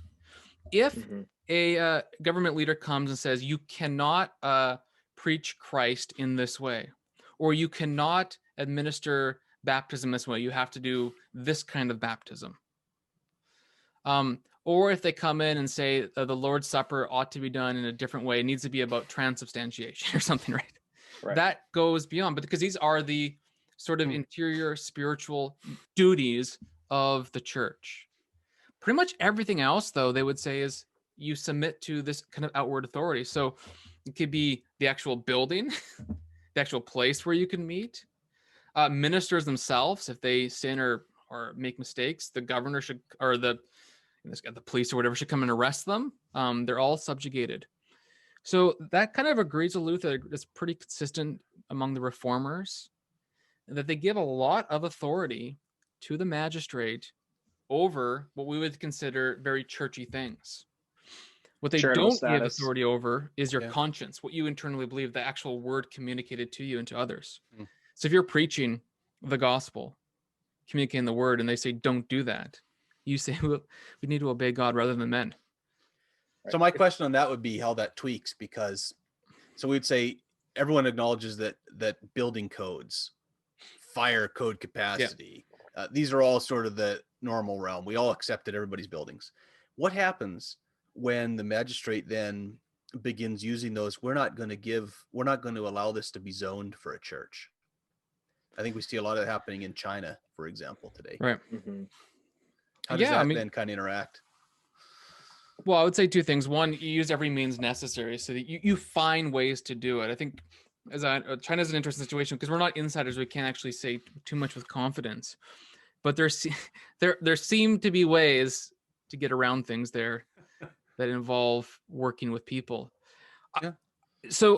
And I know that there are people then who maybe are persecuted, not part of the state church. I don't have enough knowledge to kind of give that exact circumstance. But what I would say is use every means necessary. You meet in a house, you meet wherever you can. You meet in smaller groups, you make the church smaller, make it cells, whatever you do. But there's going to be a point where, look, to be the church means to preach word and sacraments. And if you can't do that, you really can't be what the church is. So this is different than a temporary stay due to a pandemic, or a temporary stay due to a war, or a temporary stay due to a bombing over London or something like that. But yeah, I mean, I think there comes to a point where you have to minister word and sacrament, and that might mean that you do what you do and let the consequences come to you. One kind of final thought maybe on that idea of conscience that you raised, Wyatt, and I agree with you that the state does not assert that kind of conscience over or that authority over the conscience of the believer as it pertains to word and sacrament. But I think there is, would you agree, a sense in which what the state does take on a role of conscience binding in a certain way. So when the state says, you shall not murder, that's not a morally neutral declaration. It is, in one sense, binding your conscience toward a certain disposition. And so if this is, again, I'm kind of just asking the open question. This is something I've been thinking of. If we broadly think of the state's authority as encompassing matters pertaining to the second greatest commandment, to punish what is wrong, but also to reward what is good, then there's a sense in which we're being oriented, our consciences are being oriented toward the fulfillment of that commandment, even if they're not being bound in the same spiritual sense. Does that make sense? It does. So there's three things I know. So like, for example, in Calvin's Geneva, just to give an illustration of this, they found, okay, look, if we try to administer charity across the city, I think it's not just Geneva either, other places, it doesn't work well. We're actually bad at it. So what they did is they put their commonwealth together and they appointed city people, civic leaders, to distribute charity to the entire city. So there's actually ways, I mean, the church in this case can partner together with the city in order to distribute charity. That's happened. It's not always horrible. If it works, if it's a good way to do it, it's okay. Okay, now getting to your actual thing about conscience. So first, earlier, I was thinking more about the idea in your conscience is bound because you have an assent to faith in Jesus Christ as Lord. So if they come to you and say, no, you need to say Caesar is Lord, your conscience is bound. No, you can't. So I wasn't actually talking about the issue that you're getting at, but it's useful that you brought up because it's probably the miscommunication that's implied by what I said. So are they binding your conscience? Well, in a sense, yeah. I mean, civic leaders should be republishing natural law, which is binding because it's part of God's eternal law. Don't murder is something that everybody should avoid doing. Or that's a weird because it's negative, but don't murder. That's always correct. That's always the correct answer. It's never the false answer. And so this does happen, but there's also a distinction to be made between does the government require you to do something like murder or like extreme evil? So the government says you need to go kidnap someone and harm them. You say, no, I can't do that. And then they'll arrest you or whatever, but you flee. But even better, maybe for your illustration, are the Good Samaritan laws that we have here. Okay. I don't know if it's the same in Ontario, Chris, but if I see someone in harm or suffering or drowning, I'm not obligated to do anything to preserve their life or to help them. I could just walk away. But if I do go and help them, and my help renders the situation worse, I'm protected in that what I was doing was trying to help them. So if I go and do CPR and inadvertently I break their ribs and it punctures a lung and they pass away, but I was doing everything within any knowledge that I had to try to help them, I'm shielded and protected from liability. Some places don't have that, so people are inclined not to help because you might be severely punished by the state for your attempt to help. So there's a place where the state has said, no, we want to encourage helping, so we're going to protect you from liability, so you can do that. Well, that's that they're contributing to the common good in this particular scenario. Yeah. And the last distinction I make then is there's a sense in which we pay taxes to whom taxes are owed because the office they're part of the office and they deserve those taxes. Oh, yeah. But they often use it for unjust means, things we clearly don't support, we think are immoral. So we don't actually violently go and stop things. We don't have a revolution. We don't go to anarchy. But instead, we vote, we appeal to the lesser magistrate, we do everything in our means in order to pursue the civic good in legal ways. But that's a key distinction. So our conscience, I don't think, while we're contributing to this whole system that where maybe injustice happens, we're free because taxes are due to whom taxes are due. So Romans 13:7 is very clear on this. Jesus was clear on this. But remember, the emperor is probably Nero. The Roman Empire dominated the world through force and killing. They are not a just government. They're a government under whom Christ, the just one, was crucified. And yet Paul can say you actually still owe them taxes, even though they're using it for these horrible means. The reason you owe them taxes is because the particular authority that they have is from God. Now, the individual can use that authority for weal or for woe. And it's bad if they use it for woe, but the authority itself granted to them is still the necessary condition for us to pay taxes and to give honor. Not them as an individual person, even though we would still need to hold them accountable. So now we're kind of getting to the end of maybe we need to stop because of time, but are there any kind of last minute observations or things you guys want to say? This is kind of the end of our first little online conference. Or anything that you guys want to kind of finish with or thoughts or even a further question on this topic? I just say I think that everything that we've talked about hopefully puts us in mind that we, as the church, has a role to play in our society, and we ought to try to do it in a way that is wise and winsome. And I think, Wyatt, you brought up earlier, and Chris has talked about it, we get into this confrontational mindset that we don't need to be in. Sure, of course, confrontations come, but we're supposed to, as much as depends on us, live at peace with all men. And I think we need to do that even when we're advocating and asserting our freedoms or rights, if it happens to be a Section 15, whatever it happens to be that we're working on. We may do that, but we should still do it in a way that has that that wise, winsome, cooperative bearing to it. Yeah, no, I agree. And Wyatt, I think this kind of ties back into the point you were making earlier about the state essentially being a minister of God, or members of the state being ministers of God. That doesn't leave room really for a lot of anti-statism in Christianity. And so even where we are put at odds, we have the wisdom to draw on of doctrines like the lesser magistrate to resist unjust uses of authority in a way that still respects the broader structure.